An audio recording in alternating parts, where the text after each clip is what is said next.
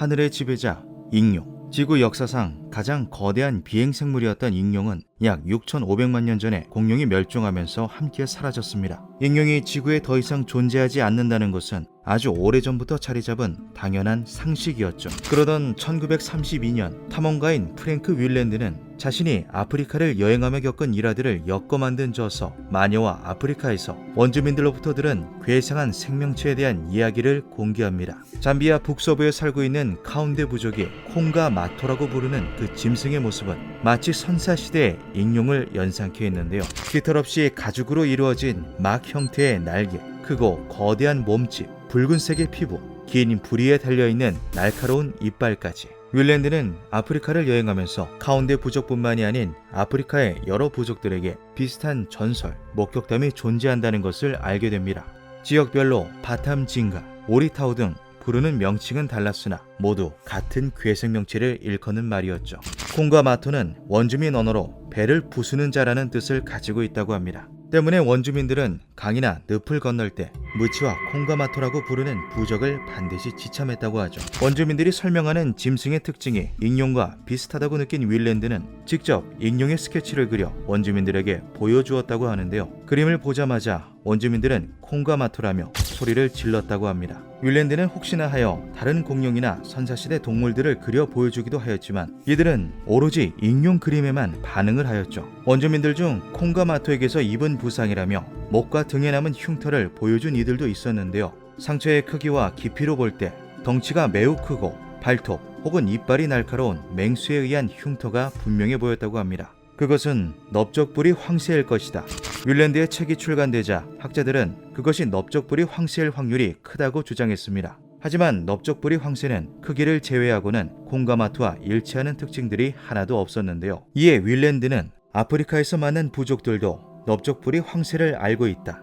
그들이 주장하는 콩가마토는 전혀 다른 생물체다라고 주장하였습니다. 이에 아프리카에서 목격된 익룡 이야기는 큰 화제가 되었고 각종 매체에서도 소개되며 유명세를 탔는데요. 동아프리카에서 생물학을 연구한 이력이 있던 어류학자 제임스 스미스는 자신도 아프리카에서 연구를 진행하던 중 창공의 괴물이라고 불리는 괴짐승에 대한 오래된 전설을 여러 번 들었다고 밝혔습니다.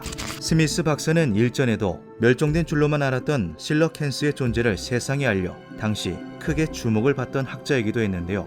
놀라운 것은 실러캔스가 멸종했다고 알려진 시기 역시 익룡의 멸망 시기와 비슷한 6,500만 년 전이었으며 실러캔스가 목격되고 발견된 장소도 아프리카 해안 인근이었습니다. 이에 세간에서는 실러캔스에 이어 익룡의 존재도 실제로 밝혀지는 것이 아니냐며 흥분에 휩싸였죠. 하지만 콩가마토에 대한 이렇다 할 실물 증거는 발견되지 않았는데요. 아프리카를 조사한 탐험가 학자들의 목격담이 최근까지도 이어지면서 콩가마토 전설의 명맥은 끊이지 않고 있습니다. 카메룬의 에준보 산맥을 탐험하다가 독수리보다 더 큰 새를 목격하였다. 그 새는 분명 깃털이 없었다.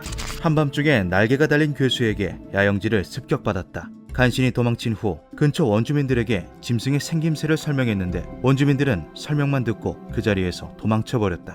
우간다를 조사하던 중 토착민들에게 전해들은 날아다니는 죽음에 대한 이야기는 굉장히 흥미로웠다. 그것은 짐승을 부르는 말인데 생김새만 들으면 박쥐 같으나 그 크기나 공격 양상은 마치 선사시대의 익룡을 떠올리게 한다.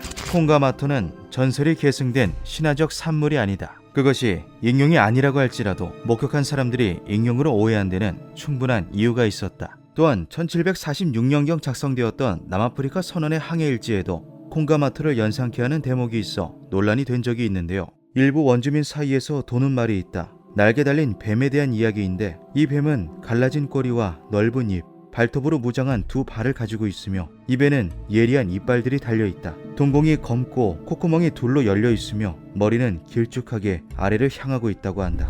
2019년 선사시대 생명체를 찾아서 저자인 브리안 이르위는 콩가모토의 진실을 파헤치고자 직접 아프리카로 향했습니다. 목격담이 가장 많았던 지안도 늪으로 향한 그는 인근의 원주민들에게 콩가마토에 대한 실체를 직접 물어보았죠. 하지만 콩가마토를 직접 목격했다고 주장하는 이는 나이든 원로 한 명뿐이었다고 합니다. 내가 젊었을 때만 해도 콩가마토는 분명 실제했으며 우리 모두를 공포에 떨게 했다. 하지만 어느 순간부터 사라져버렸고 더는 보이지 않았다.